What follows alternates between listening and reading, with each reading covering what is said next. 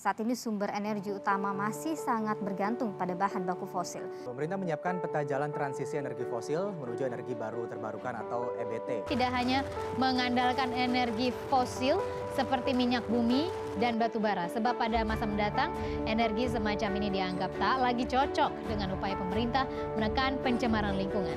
Bauran energi baru terbarukan EBT nasional baru 11,5%. Angka bauran tersebut masih jauh berada di bawah target tahunan sebesar 14,5%. Pemerintah mengakui pengembangan energi baru terbarukan di Indonesia menghadapi sejumlah tantangan. Alhasil pengembangannya di negara kita pun dinilai lambat. Assalamualaikum warahmatullahi wabarakatuh. Om Swastiastu, salam. Nama budaya, salam sejahtera bagi kita semua. Kami dari delegasi SMA Negeri 1 Sukawati dengan saya sendiri, Ana Agung Subdewi, dan rekan saya, Rafiza Makfirah, serta Iwayan Wahyu Surya Putra. Di sini kami akan mempresentasikan esai ilmiah yang berjudul Biorami, bioetanol dari jerami padi dan nasi basi sebagai campuran BBM untuk traktor di Indonesia. Kita ketahui bersama bahwa Indonesia merupakan negara kepulauan dengan potensi sumber daya alam yang melimpah. Kondisi tanah yang subur menyebabkan Indonesia mendapat julukan sebagai negara agraris dengan pertanian sebagai sektor utama. Badan Pusat Statistik pada tahun 2020 menyatakan bahwa luas hasil panen padi di Indonesia mencapai 10,66 juta hektar. Hal ini didorong oleh sistem mekanisasi pertanian yang dilakukan para petani. Traktor merupakan alternatif dari sistem mekanisasi pertanian. Dikutip dari jurnal Suyanto, Imelda, dan Komariati pada tahun 2018 memaparkan bahwa penggunaan traktor dalam mekanisasi pertanian berpeluang pada peningkatan hasil panen. Namun di sini terdapat dua permasalahan mekanisasi pertanian. Yang pertama adalah penggunaan traktor dalam proses pengolahan lahan pertanian menyebabkan kerugian biaya operasional bagi para petani dalam pembelian bahan bakar. Dan pembakaran BBM yang dilakukan selama menjalankan traktor juga dapat menyebabkan pencemaran udara. Yang kedua adalah banyaknya hasil panen padi di Indonesia menyebabkan meningkatnya produksi limbah pertanian. Dikutip dari jurnal Purwandaru pada tahun 2013, limbah pertanian yang dihasilkan oleh Indonesia mencapai 64 hingga 96 juta ton dan 62%-nya dijadikan sebagai pakan ternak atau dibakar.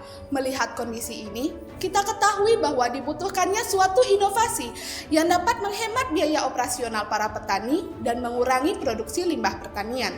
Limbah jerami padi yang berasal dari tumbuhan dapat diolah menjadi energi terbarukan, yakni bioetanol. Bioetanol dari jerami padi dapat difungsikan sebagai campuran bahan bakar untuk traktor guna menghemat biaya operasional dan mengurangi pencemaran akibat limbah pertanian. Maka dari itu, inovasi yang dapat kami tawarkan adalah Biorami, bioetanol dari jerami padi dan nasi basi yang difungsikan sebagai campuran BBM untuk traktor di Indonesia. Selanjutnya, saya akan memaparkan terkait dengan pengelolaan Biorami dan pengaplikasiannya terhadap mesin traktor. Biorami merupakan inovasi bioetanol yang terbuat dari jerami padi dan sisa nasi basi. Biorami ini difungsikan sebagai campuran bahan bakar bensin premium untuk digunakan pada mesin traktor. Bioetanol memiliki 3 kali titik nyala yang lebih tinggi dibandingkan dengan bensin premium serta memiliki emisi hidrokarbon yang lebih sedikit. Titik nyala atau flash point dapat menunjukkan tingkat keamanan dalam penanganan dan penyimpanannya. Hal ini dapat diartikan bahwa bioetanol memiliki keamanan yang sangat baik dan dapat menekan pencemaran lingkungan akibat emisi hidrokarbon. Selanjutnya, pengelolaan Biorami dengan komposisi 200 gram jerami padi dan 500 gram nasi basi, yaitu yang pertama, jerami padi dan nasi basi harus dikeringkan dan dihaluskan terlebih dahulu. Selanjutnya, jerami padi dan nasi basi direbus menggunakan 9.450 ml Aquades dan 1.050 ml HCl selama 7 jam 25 menit. Selanjutnya, jerami padi dan nasi basi harus dikeringkan kembali dan direbus menggunakan 1.050 ml Aquades dan 70 ml HCl selama 7 jam. Hasil air rebusan tersebut ditambahkan ragi roti sebanyak 35 gram dan difermentasi selama 35 hari. Selanjutnya, hasil fermentasi tersebut tersebut didestilasikan sebanyak 2 kali. Mengapa destilasi dilakukan lebih dari 1 kali? Karena pada destilasi pertama akan menghasilkan bioetanol dengan kemurnian 90%. Bioetanol yang baik digunakan pada mesin traktor harus memiliki kemurnian di atas 95%. Biorami dengan 2 kali destilasi menghasilkan kemurnian 99,5%. Menurut Santos dan Kumar 2020, dalam Ramli dan kawan-kawan 2020 memaparkan bahwa pengaplikasian etanol dapat dilakukan dengan perbandingan 1:9, yang artinya sebanyak 1000 ml bensin etanol dikomposisikan dari 100 ml etanol dan juga 900 ml bensin premium dengan angka oktan 10% dikali 117 ditambah 90% dikali 88 menghasilkan 90,9 yang mendekati angka pertamax. 10% dan 90% merupakan perbandingan 1:9. 117 dan 88 merupakan angka oktan dari etanol dan juga bensin premium. Semakin tinggi angka oktan, maka semakin baik kandungan bahan bakar sehingga tidak menyebabkan penumpukan timbal atau meledak pada mesin. Selanjutnya, pengelolaan dan pemasaran biorami akan dijelaskan oleh rekan saya. Saya akan melanjutkan pemaparan materi terkait bagaimana mekanisme dari pengelolaan dan juga pemasaran di biorami agar sampai hingga ke masyarakat. Yang dimana masyarakat di sini berperan sebagai pemasok modal bahan dari biorami yang akan dibeli oleh Badan Litbang Pertanian dan juga akan bekerja sama dengan tim peneliti kimia dalam mengelola limbah jerami padi dan juga nasi basi. Nah, di sini yaitu tugas pemerintah sebagai legalisasi dari biorami dan pembentuk badan khusus dalam mengawasi distribusi biorami sekaligus sebagai distributor awal dari biorami. Di sini ada pun tugas terakhir dari masyarakat yaitu sebagai konsumen dari biorami.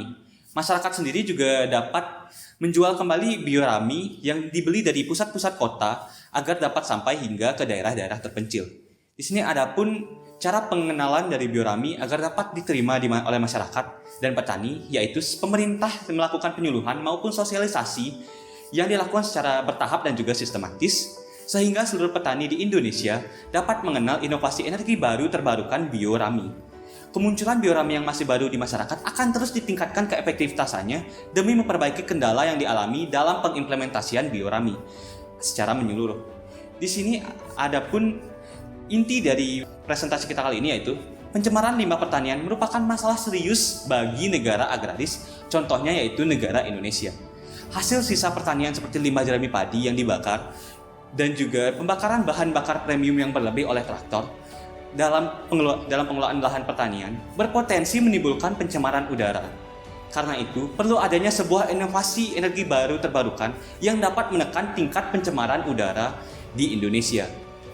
Biorami merupakan inovasi pengimplementasian energi terbarukan dalam wujud bioetanol. Biorami memiliki emisi karbon yang rendah karena memiliki tingkat nyala api 3 kali lebih besar dibandingkan dengan bahan bakar premium. Biorami ini digunakan sebagai campuran bahan bakar minyak khususnya traktor. Dapat kami sarankan di sini dalam pengimplementasian biorami itu yaitu biorami merupakan suatu inovasi baru, maka dari itu sangat disarankan untuk menggunakan biorami dengan hitungan E20, yang dimana dengan tingkat 20% biorami dengan 80% dengan bahan bakar premium. Untuk penggunaan mesin konvensional, contohnya yaitu traktor. Pencampuran biorami sangat dibatasi dengan kadar antara 5% hingga dengan 25% agar tidak mengganggu kinerja mesin. Apabila inovasi ini dapat dikembangkan lebih lanjut, maka sangat diharapkan di masa yang akan datang, penggunaan biorami dapat digunakan secara penuh dengan menggantikan bahan bakar premium. Dengan melakukan sebuah modifikasi yang dapat menyesuaikan dengan kandungan biorami, sehingga dapat meminimalisir terjadinya kerusakan pada mesin maupun korosi. Adapun di sini saya ingin mempertegas dari keunggulan dan juga peluang dari biorami itu sendiri, yaitu yang pertama, biorami memiliki tingkat emisi karbon yang rendah sehingga ramah lingkungan. Yang kedua, biorami dapat digunakan masyarakat khususnya petani serta dapat diperjualbelikan kembali. Yang ketiga, biorami mendukung perkembangan teknologi energi terbarukan di Indonesia. Di sini ada pun peluang dari biorami, yaitu yang pertama yaitu melimpahnya bahan baku pembuatan biorami, yaitu seperti limbah jerami padi dan juga nasi basi. Oleh karena pentingnya peran bioetanol dalam sektor pertanian, maka kami sangat mendukung pengaplikasian biorami sebagai transformasi energi terbarukan di Indonesia. Sekian dari kami, terima kasih. Assalamualaikum warahmatullahi wabarakatuh. Salam sejahtera bagi kita semua. Shalom, nama budaya. Om Santi Santi Santi Om.